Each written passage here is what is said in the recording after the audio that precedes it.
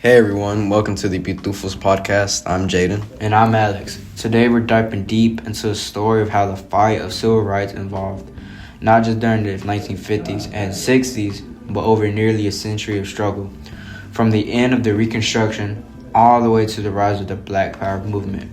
Exactly. Most people start the civil rights story with Martin Luther King Jr., but the truth is, the fight started long before that.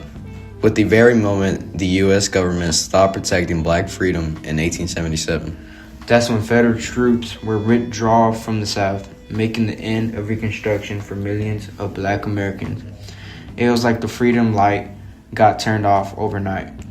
And that decision reshaped everything, politically, socially, and psychologically. What came next were decades of both quiet endurance and loud rebellion. So today, we're tracing the evolution from early voices like Webb Du Bois to militant ones like Malcolm X to understand how the dream of equality took so many different forms. The collapse of Reconstruction and the rise of Jim Crow. Let's rewind to 1877. After the Civil War, the Reconstruction period had given black Americans real hope. There were black legislators in southern states, new schools, black churches, and even federal protection for voting rights. Yeah, for a brief time, democracy was expanding. Formerly enslaved people voted, held office, started businesses. But when the President Rutherford B. Hayes removed federal troops from the South as part of the Compromise of 1877, that progress ended instantly. Without federal enforcement, white supremacist groups like the Ku Klux Klan and the White League unleashed terror. Black voters were murdered or intimidated, and the new laws, known as Jim Crow codes enforced segregation across every aspect of life. Think about it. Everything. Schools, trains, bathrooms, even cemeteries was separated by race. And those laws weren't just about separation. They were about humiliation and control. And alongside those laws came the horror of lynching, a toll of racial terror meant to keep black Americans in fear. Journalist Ida B. Wells exposed the atrocities through her investigation reports in the 1890s, even after her own friends were lynched in Memphis. She was the one to say on her earliest days, "Tell the truth, no matter the cost." Her courage set the stage for future generations of activists. So already we see two early strategies forming. One rooted in survival, education, a moral appeal, and the other that said, expose the truth even if it shakes the system. Nat Turner, the roots of rebellion. Before we go further, we have to go back to the roots of resistance, to Nat Turner in 1831. Yeah, Turner was an enslaved preacher in Southampton County, Virginia. He believed he was chosen by God to end slavery. In August 1831, he led a revolt that killed around 55 white people, the largest slave uprising in U.S. history. His rebellion terrified white Southerners. It was brutally crushed, and Turner was captured and executed. But the aftermath was even worse. Southern legislators passed stricter slave codes, outlawing literacy and limiting black gatherings. That was fear disguised as law. The system cracked down hard to make sure no one else like Turner could rise again. But Turner's legacy didn't die. He became a symbol of righteous rebellion, someone who refused to accept oppression as destiny. More than a century later, when Malcolm X and the Black Panthers talked about resistance by any means necessary, they were chanting Turner's same spirit. The Great Debate, Booker T. Washington versus Webb Du Bois. After Reconstruction, the question became, what now? How do black Americans move forward under Jim Crow? That's where Booker T. Washington stepped in. Born into slavery, he believed success would come through hard work and self-reliance, through building economic strength rather than challenging segregation directly. His famous 1895 The Atlanta Compromise speech basically said, let's not agitate for political equality right now. Let's focus on industrial education and economic growth. White leaders loved that message because it kept status of quo safe. But not everyone agreed, especially Webb Du Bois. Du Bois saw Washington's approach as too submissive. In his book, The Souls of Black Folk, 1903, he wrote that Washington philosophy accepted the alleged inferiority of Negro races. Du Bois argued that immediate political rights, higher education, and leadership by the talented 10th, the most educated and capable Black Americans. He was also co-founder of the NAACP in 1909, which used lawsuits and journalism to fight segregation.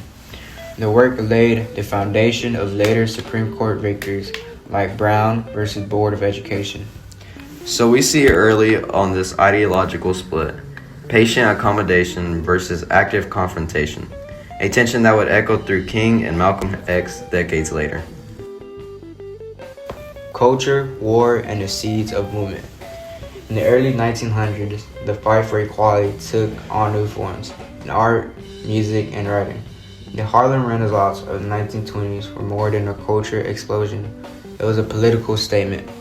Writers like Langston Hughes, Zora Neale Hurston, and Clayton McKay celebrated Black identity in a world that tried to erase it. Hughes wrote, "I Too Sing America," a direct challenge to the nation's hypocrisy. Then came the Great Depression, when unemployment among Black workers was double that of whites. Leaders like A. Philip Randolph began organizing Black workers, funding the Brotherhood of Sleeping Car Porters in 1925, the first Black labor union to gain recognition. Randolph argued that civil rights and economic justice were inseparable. That idea would later become central to Martin Luther King Jr.'s Poor People's Campaign. And during World War II, the Double V campaign took hold. Victory against fascism and abroad, and victory against racism at home. Black leaders came back, demanding the same freedoms they fought for. You can also feel the momentum building, a new generation ready to demand, not just request, equality. The Age of Nonviolence, Dr. Martin Luther King Jr. By the 1950s, the new generation had found its voice in Dr. Martin Luther King Jr. King's leadership began with the Montgomery bus boycott in 1955, after Rosa Parks refused to give up her seat. What made him stand out was his belief in nonviolent resistance, inspired by Mahatma Gandhi. He believed that nonviolence was both moral and strategic, that it could shame the oppressor and move the conscience of the nation. And it worked. Peaceful marches and sit-ins in Birmingham, Greensboro, and Selma captured national attention. The sight of peaceful protesters being beaten, jailed, or attacked with fire hoses shocked the world. In 1963, during the March on Washington for Jobs and Freedom, King delivered his legendary "I Have a Dream" speech, a moment that defined hope in the civil rights era. But King wasn't just dreaming, he was organizing. His Southern Christian Leadership Conference pushed for federal change, which led to the Civil Rights Act of 1964 and Voting Rights Act of 1965. Still, King faced criticism. Some young activists felt his approach was too slow, that love couldn't stop a policeman's baton. The Fire Next Time, Malcolm X and Black Power. While King preached love, Malcolm X preached power. Born Malcolm Little, he grew up under constant racial violence. His father was lightly murdered by white supremacists, and his mother was institutionalized.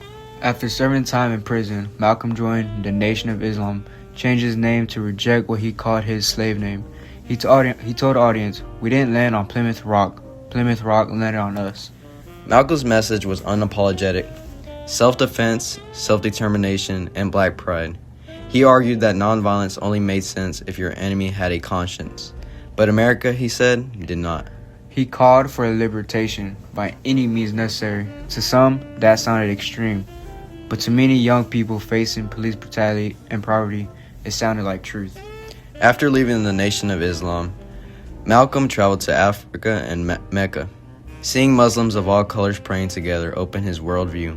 He began speaking of human rights, not just civil rights. Tragically, he was assassinated in 1965, just months before King's How Long, Not Long speech in Selma.